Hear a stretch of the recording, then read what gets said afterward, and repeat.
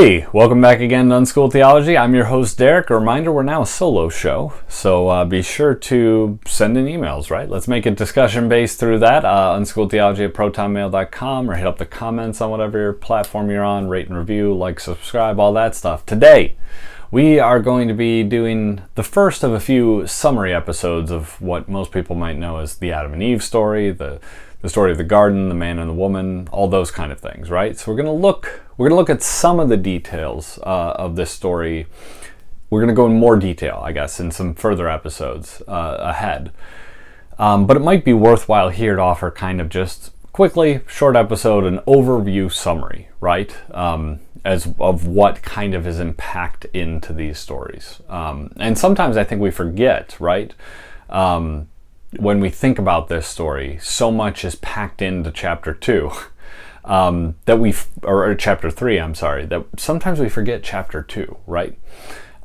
Which chapter 2 describes this wonderful pattern of how humanity could exist were it not for the effects of sin. And so that's something we find in that chapter. We find there kind of what we were created for, right? And then that chapter, as a reminder, it builds up to humanity, right? We start with the idea of this world where rain isn't falling, trees aren't reaching for the heavens, creation is not reaching to the heavens yet. And there's no need for the heavens, the rains to fall, the heavens to come down to earth, because man doesn't exist, and man is meant to be, or humanity, man, is meant to be, I'm using the royal man, I don't know, humanity, is meant to be that thing which fosters that connection between the spiritual and the earthly. And so we then get man being created very much as this hybrid of the two, right? Part dust of the earth and part God-breathed, part spiritual. And we get that laid out. We find out that while man is to have, dominion over the animals, they're not a suitable help, and the suitable help comes in the form of the splitting in two. We talked about how really the idea of the rib is questionable. Despite that we've seen that repeated many times, it's maybe not the best way of actually understanding what is being described there, but really more of a splitting in two. And that really the only help suitable for humanity in this ordering process, in this process of reaching towards the heavens, is humanity, right? And then divided into by a man and woman, this sort of symbolic representation of the two sort of aspects that are within ourselves, right? The masculine and the feminine. But then we get to the next chapter, and that's why the next chapter, again, we've been calling this not really the story of original sin, but the story of universal sin, which, if you were to look at the function that original sin plays, the element that matters in that particular doctrine is the fact that it creates a universality to sin, right? And I think this story, again, whether we choose to take it as historic or not, by describing the story, by the story being told as the sort of the first parents of all creation, it is saying then, symbolically, that this, you all come from this, you all have this within you, you all have the patterns of sin within you. And so in this story of universal sin, as a reminder, we found that the pattern of vulnerability to temptation is laid out. It's something that exists within all of us, right? It's shown to be something that our feminine aspect is vulnerable to. But it's something that all of us have a feminine and a masculine within us. And yeah, temptation, that we see in here the pattern of that temptation, which is to, we see that the woman hears something from the serpent, right?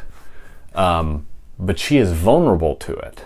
She's vulnerable to the temptation because she has misunderstood or misremembered or misidentified the rule for herself, right?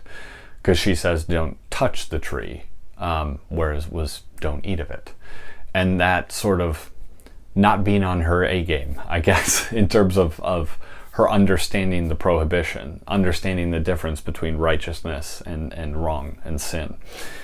That is what leaves her vulnerable to the temptation of the serpent.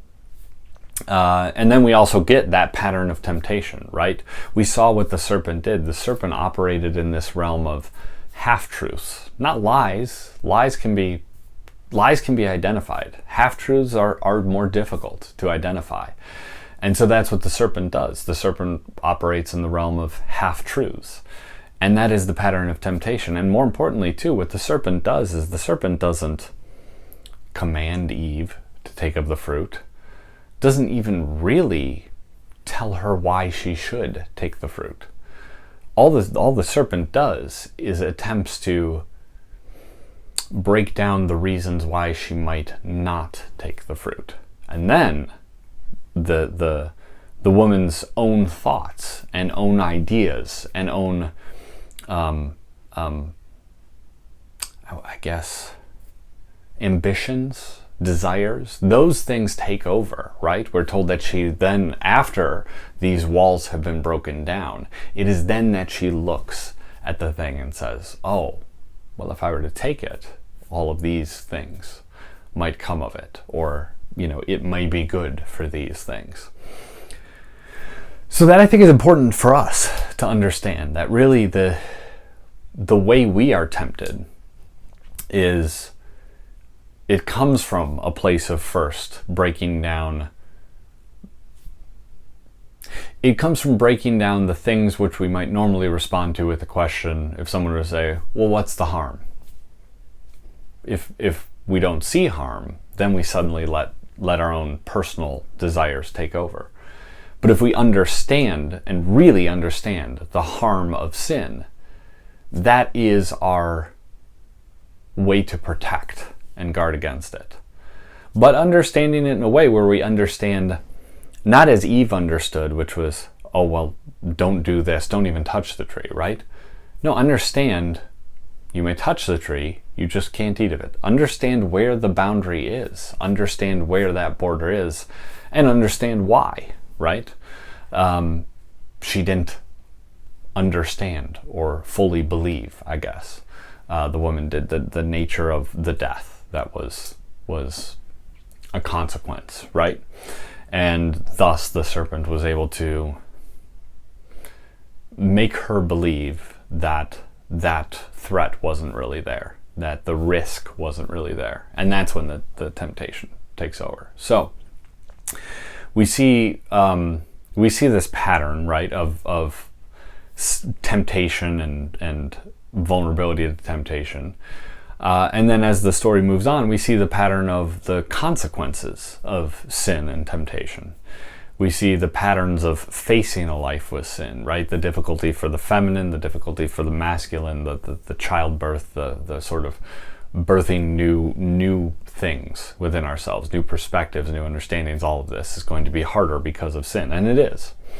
I think you could really break down the areas of mental health and those kind of things and find that much of the root of them are in sin, are in our consequence of sin, in a way, and a consequence of temptation, right?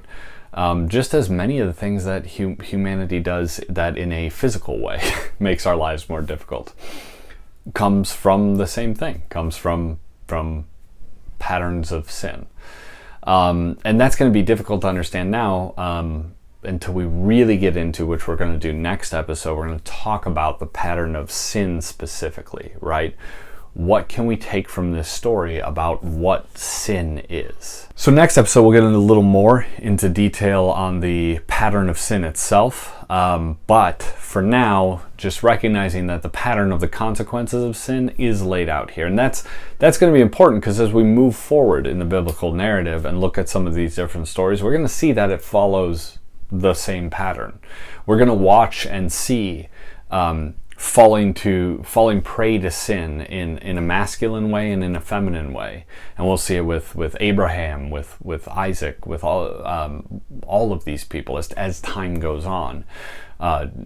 We'll see not only the temptations and the ways in which both aspects fall into sin will actually see those consequences unveiled in their lives.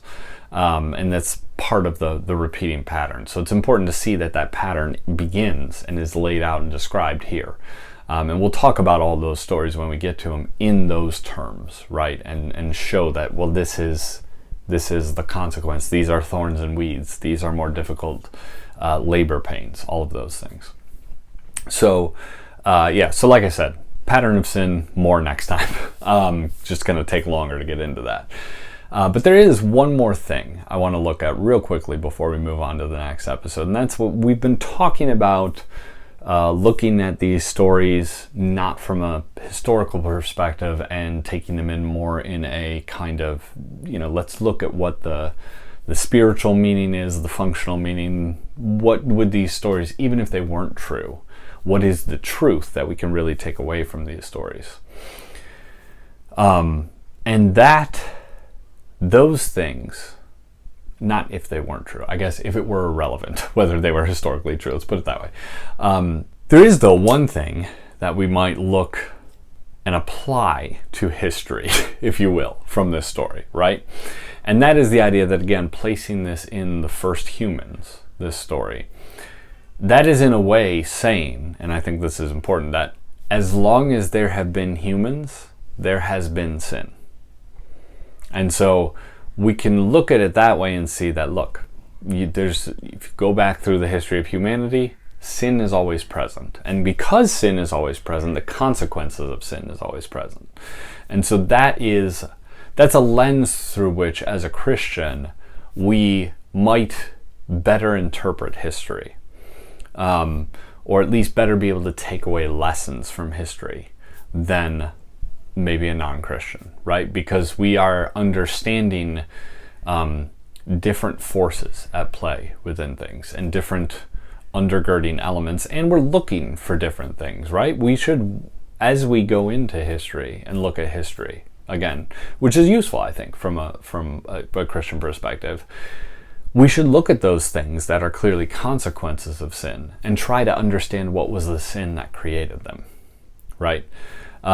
So that's one more thing we could take from this story, I guess. Next time, we'll take a look, though, closer at this idea of what is sin. So be sure to like, subscribe. Until then, leave a comment, review, whatever the best thing is on the platform you happen to be consuming this on. And feel free to email at unschooledtheology@protonmail.com, and I'll see you then. Thanks.